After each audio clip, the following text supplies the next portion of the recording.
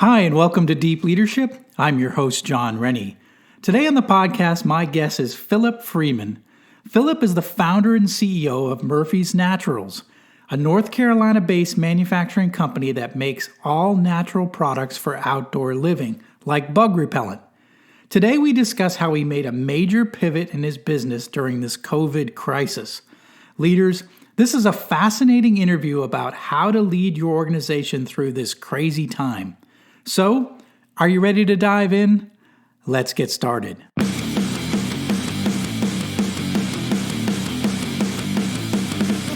Welcome to Deep Leadership.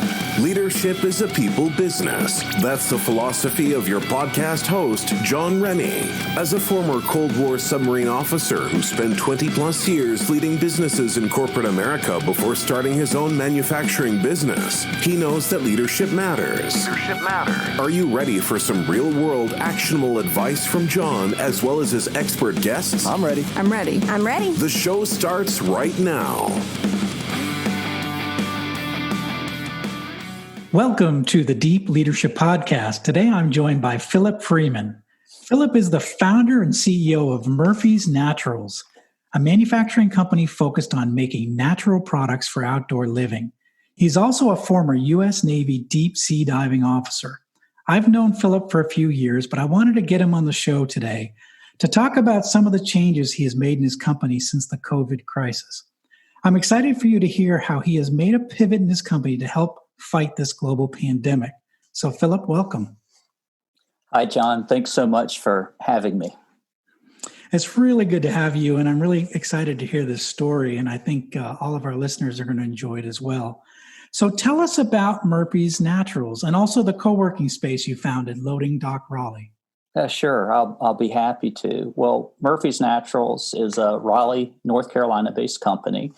And we're a company that believes in the importance of natural products and the benefits they provide. And we believe that health and wellness come from the environment. And we're a natural products company, and we focus specifically on mosquito repellent products. That's our core focus. We're going to expand out from that. And we've only been around since 2014, so not for a very long time. But we've really enjoyed growing our brand and growing our natural products over these last few years. And how about Loading Dock Raleigh? Sure. It was interesting. Murphy's Naturals origins are out of our garage in North Raleigh. And we grew into another space, a small space that we outgrew almost as fast as we moved into it. And when I was doing that, I still had a full-time job. So it was kind of side hustle. And, when I had to sign that lease, I was thinking, gosh, is this company going to make it? Is it going to thrive? I have to sign this lease, multi-year lease, and give a personal guarantee. And it's like, man, there are a lot of hurdles to entrepreneurialism. But I moved ahead on all of them. But as soon as we outgrew that space, which was within 6 months, we were looking for new space. And when we were doing that, we were going to move into this building just north of downtown Raleigh that was being completely renovated. It was a huge building, and several different businesses were going to go in it. And I saw an opportunity to snag more square footage and create a co-working space, because I thought, gosh, how about if I can create a work environment where I can remove a lot of those hurdles that entrepreneurs have, the same hurdles I had, signing leases, the commitments that are to them. So our programs are month-to-month based, and we did something a little different at Loading Dock. We also opened an operating side to the business, which is our co-warehouse. Yes.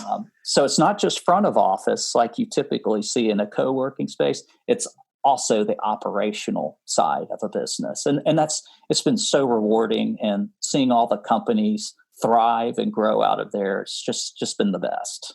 It's really good. It's a neat space. I've been there many times. And so it really, congratulations on a great concept, and I guess making it a reality too. So Yeah, you never know, right? You never know. That's true. It's unusual, I think, for a startup to start a startup for startups, and that's kind of what we were doing. That's amazing. I love it. I love it. I don't know if it was wise at the time, but it's worked out great. It really has. We had a vision, that's for sure, and it's panned out. So that's great. So you were in the military, you were in the Navy, like myself. So how has the Navy or your experience in the Navy, how has that affected your leadership style or maybe your style as an entrepreneur? Sure. Well, it had a great impact, quite frankly. I grew up on a farm. I was the youngest of 5 kids. My oldest brother went to the Naval Academy, and he became a naval officer and a deep sea diver. Oh, nice. I was the youngest of those 5, and I followed in his footsteps. So I decided at an early age that's what I wanted to do. We all grew up on a farm, which was a great experience. But going into the Navy, I worked in some pretty special communities, and I worked in smaller commands and with smaller detachments and groups, being a diver. And what I learned from it is just how important it is to have the right camaraderie with your team, with the people that you work with, whether they're senior to you or they're subordinate to you. And they were just organizations and groups where we really had to rely on each other. So everyone had to pull their weight. Everyone had to lean in, and you had to trust. You really had to be able to trust everyone, because a lot of times your life depended on it. Yes. So I had many great experiences, but for sure, having a great opportunity to work with excellent people and such a tight knit group was meaningful. And that just translated right into your working in as a startup CEO, right? In terms of just having a team around you, trusting each other, having each other's back, right? It's absolutely a very similar situation. And I have a really dynamic team. I am one of the most fortunate people. I have all these young people that are working for me, and I don't care what anyone says about the millennial generation. I think they can be the most important generation. And I have a great group of young people, and they lean in, they work hard, and they rally. We're all unified in our goals and our objectives, all around our mission. And it's a great thing. So it's very much like that environment I had in the military. And it's rewarding to be able to experience that many years later. That's great to hear. That's great to hear. And I would have to say my team, I have a similar team, so I know exactly what you're talking about. So that's fantastic.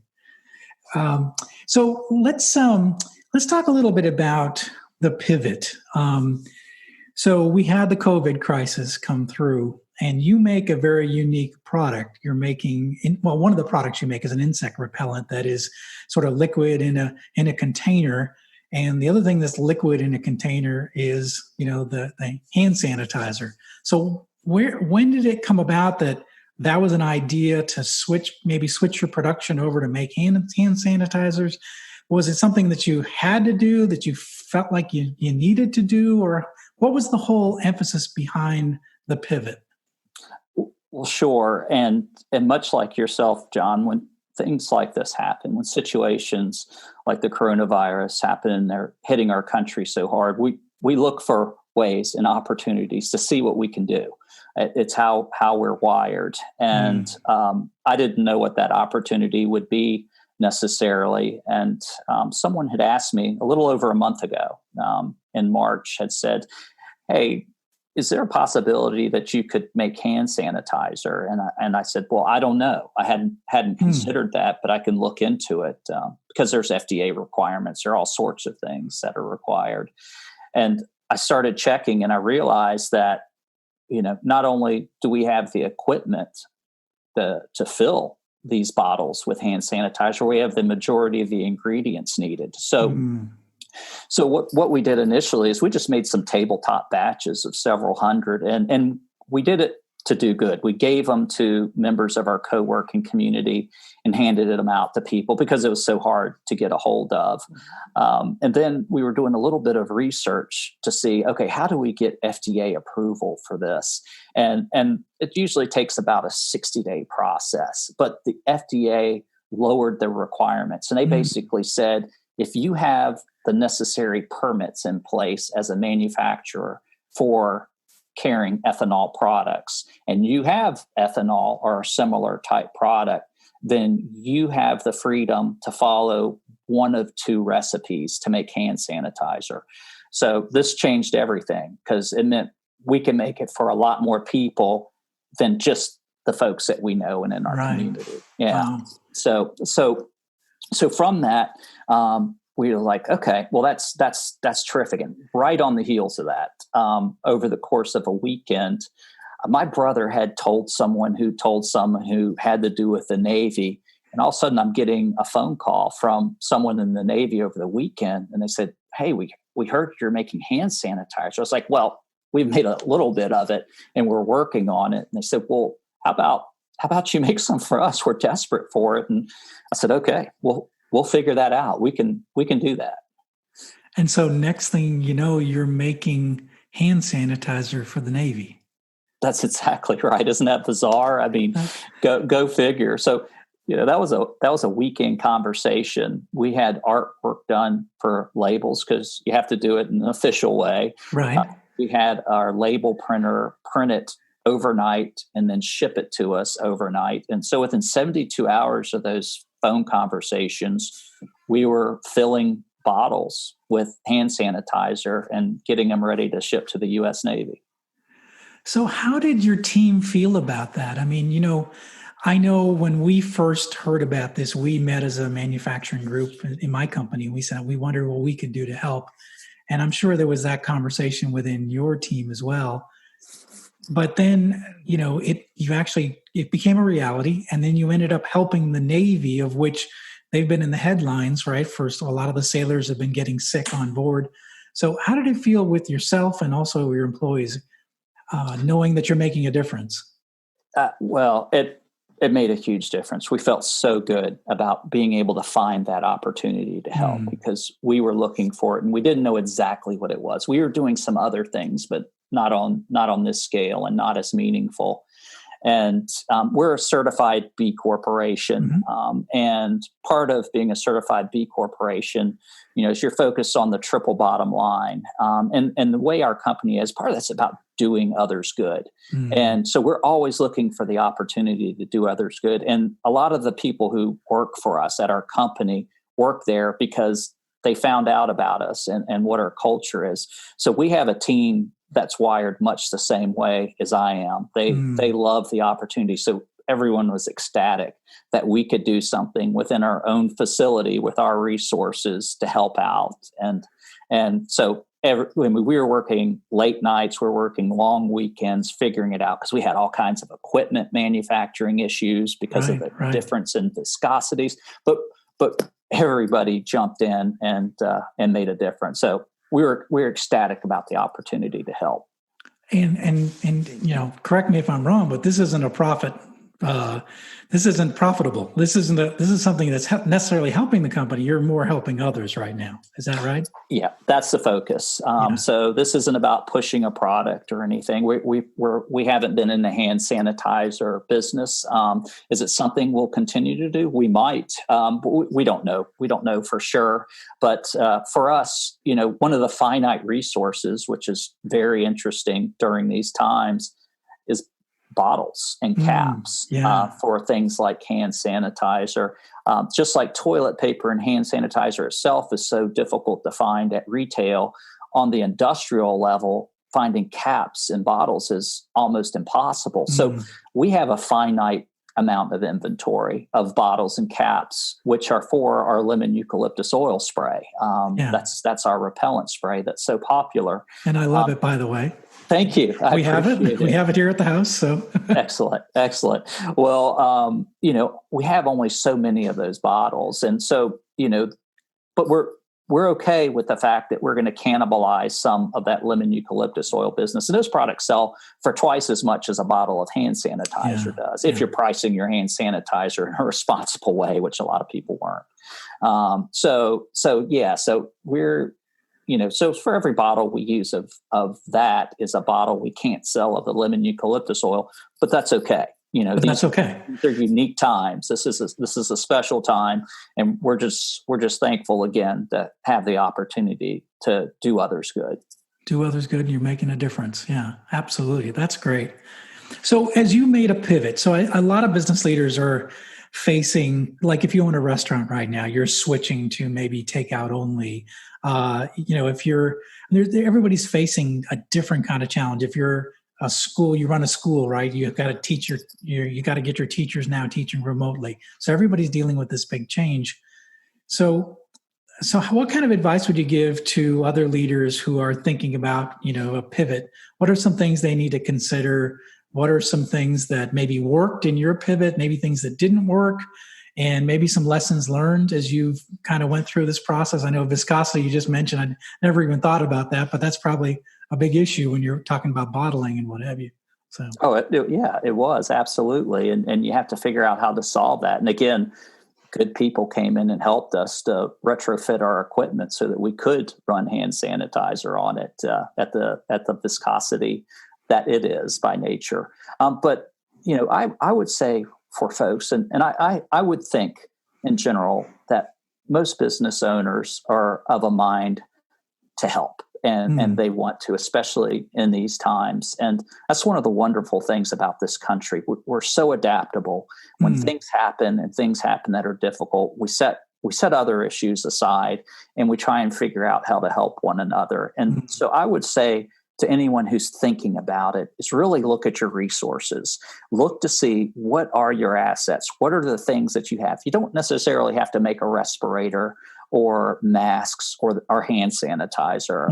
But there might be something you can do. And it doesn't have to be huge. It doesn't have to be massively significant. It could be small things. And one of the things that's important to us and in part of our mission statement is about inspiring good. And by doing good, you inspire others to do good. So even if it's a small thing, look to see what you can leverage as a company, but then also speak with your people, speak with your employees, and find out what are they motivated about? Do they have some ideas? Can they think of something creative that they know about that maybe you can help within the community? Maybe you can help with just the employees within your company.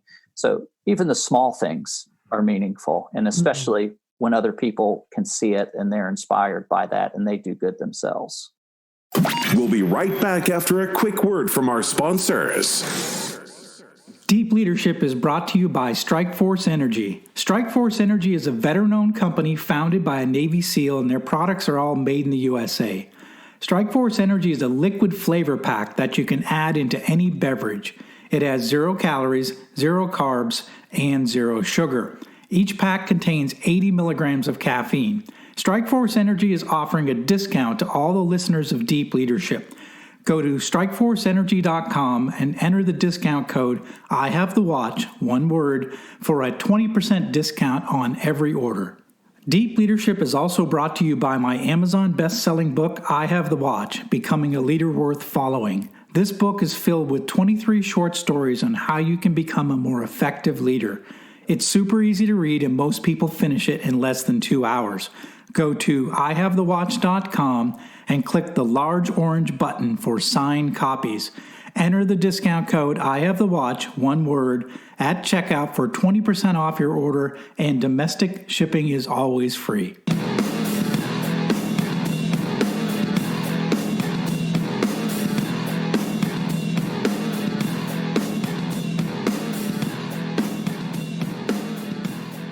You just touched on something that I think is very interesting, and it's something I talked about. I was in a little, it was a leadership forum this afternoon, and we were talking a little bit about vision. And so, what's really interesting here is what's the vision for your company? Well, our mission statement is to celebrate nature and inspire good through quality natural products. So, inspire good is through natural products, right? That's right. So, and to celebrate nature. So, we're focused on being responsible stewards of the environment. So how we operate, how our supply chain operates, we pay attention to that, and just doing the right things like recycling, composting, all those sorts of things that we do at work. So, we care about the environment, and we care about one another as well. But also celebrating nature is getting out in nature and enjoying it. We're an outdoor lifestyle company. Right. So we love to get outdoors. And inspiring good, you inspire good, you do good, you inspire good.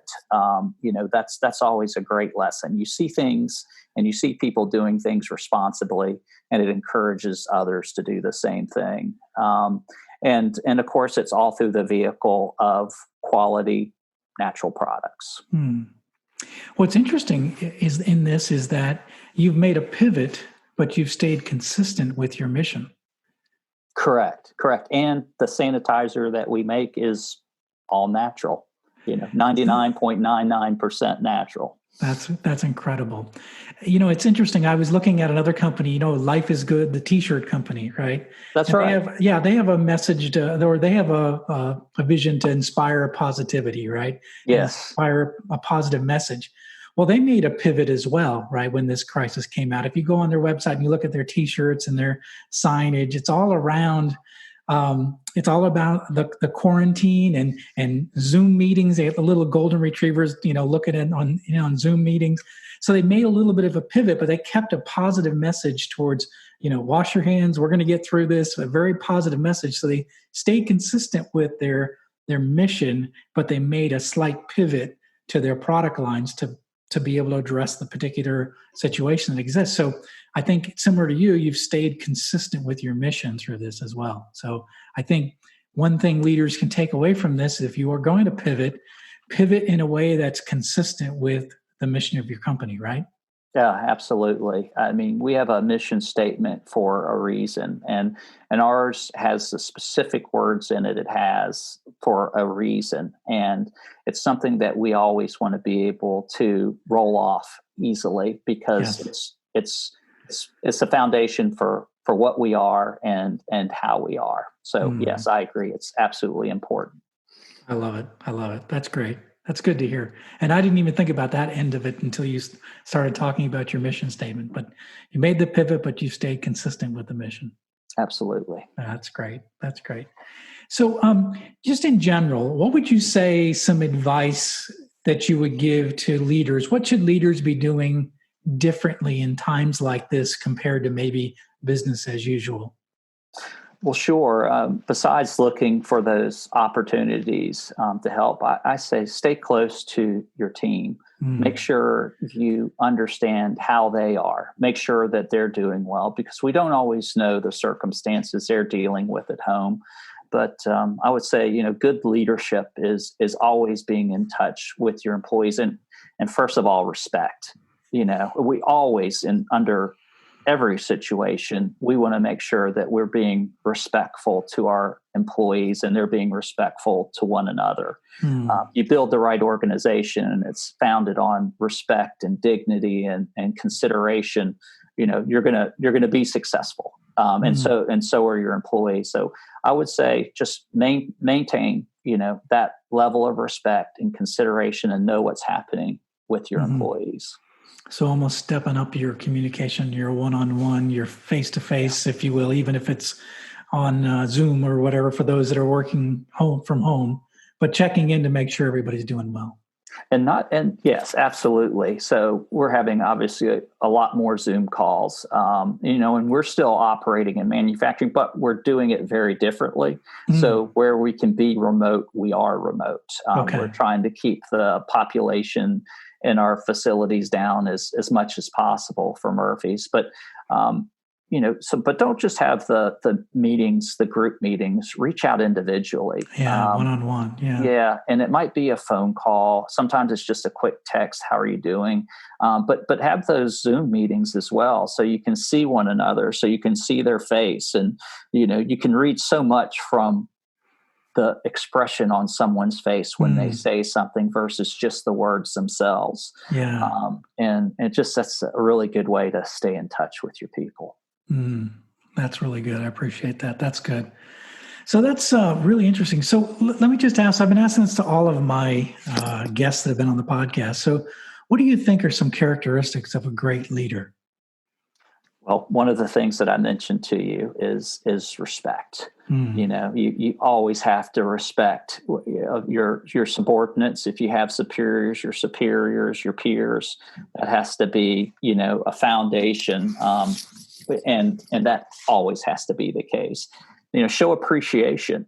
Appreciate the people that you work with. Provide ownership and opportunity for them.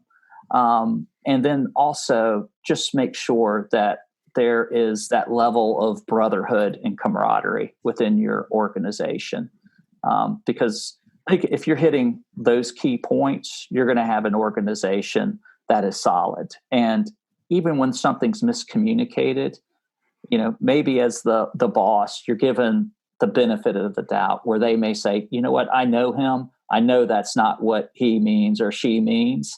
And, you have those opportunities to clarify. And that's grace, right? And you want that to happen both directions. Yeah. That's outstanding. It must be a naval officer thing. I don't know. It sounds like a lot of my leadership style as well. So I wonder if we picked it up in the Navy. I don't know. Oh, I don't know. Probably got a certain percentage of that for sure. But I have the watch. You have some points in there and some similar things. And it was interesting looking through and seeing in your book. There's a lot of those same attributes. That you focus on as a good leader. I know one of the things that you have in there at the top of your list is respect. And it has to be there, right? Yeah, it's number one on our list in of our values is respect. So I think when you say that, I smile because I don't hear that enough in leaders. So that's really resonates with me. So that's really good to hear. It's one thing. It's the reason I wrote the book and the reason I talk about leadership so much is I'm frustrated that we have in corporate America, you typically have only 30% of employees are engaged. So we have 70% of employees that are disengaged at work. They're just coming in, they're clocking in, they're doing their job and they're going home. They're keeping their head down. They don't want to get in trouble. They just want to keep their job and they want to go home and they don't want to help and they don't want to be part of anything. And I think that it's a shame and it's sad because they're missing out. I think we spend a lot of our waking hours at work. And why would you want to have that for a life? Why wouldn't you want to be more engaged with a team that's a brotherhood? It's a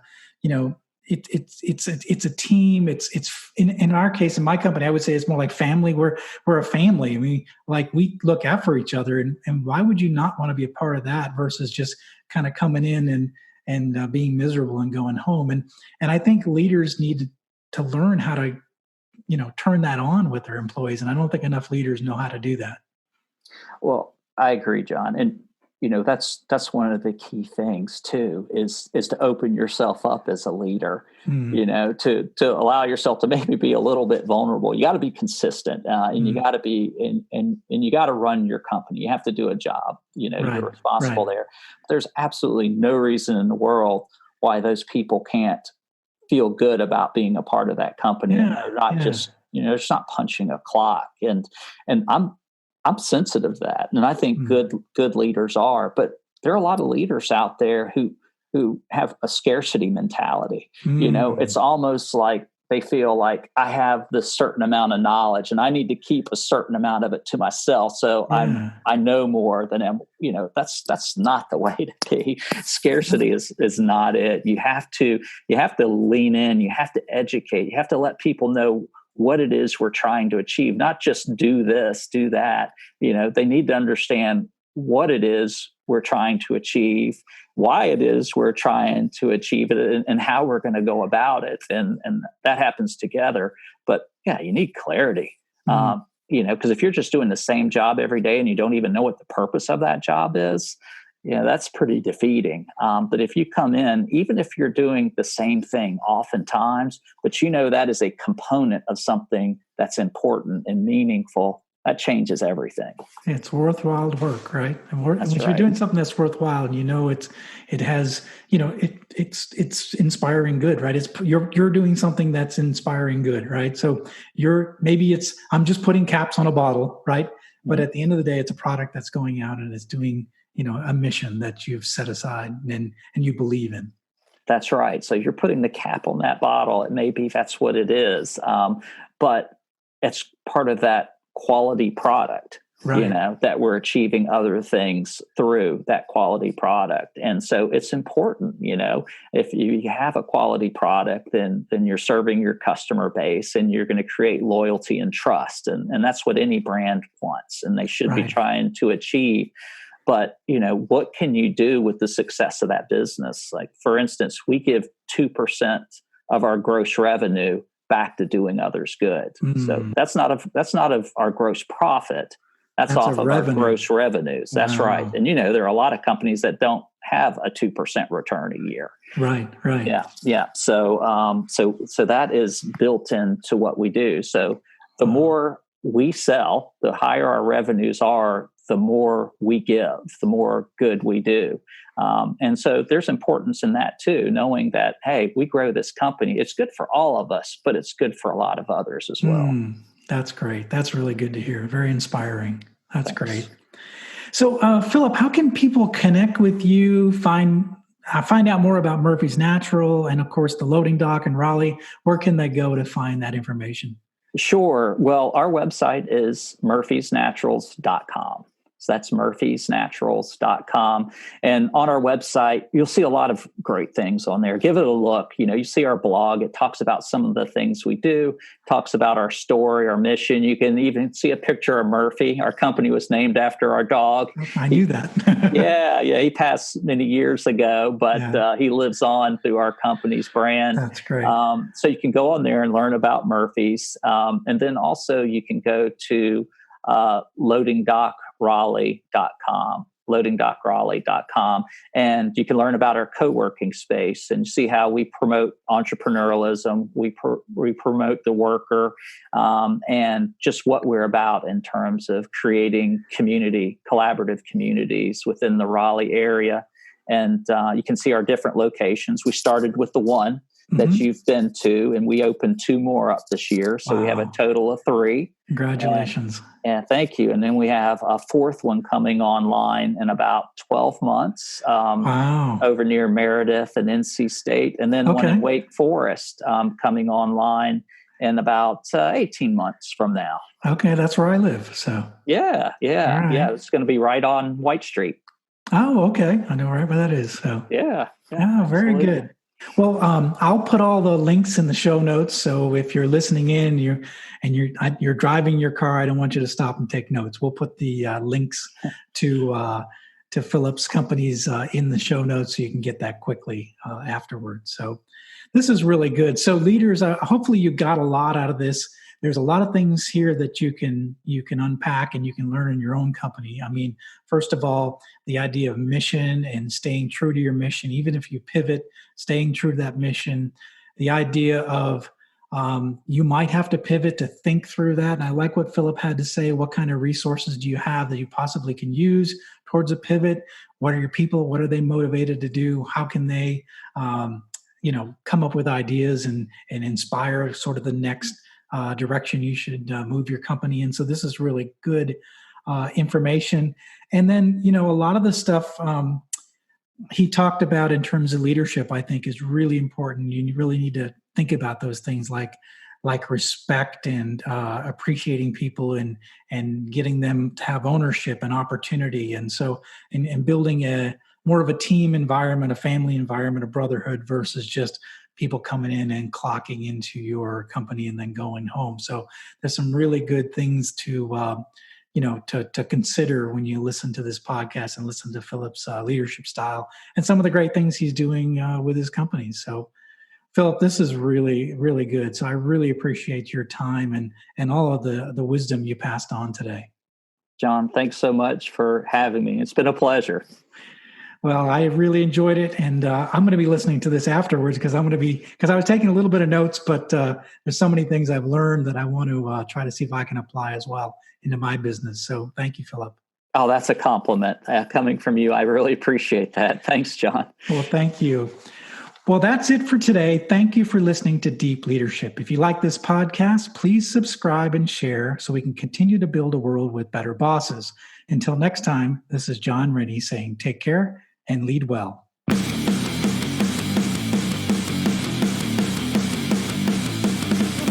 Thank you for listening to Deep Leadership. Thank you. Thank you. Thank you, thank you, thank you for all you do. We hope you enjoyed today's episode. For more information and updates, please visit our website at www.deepleadershippodcast.com or johnsrennie.com. Until next time, take care.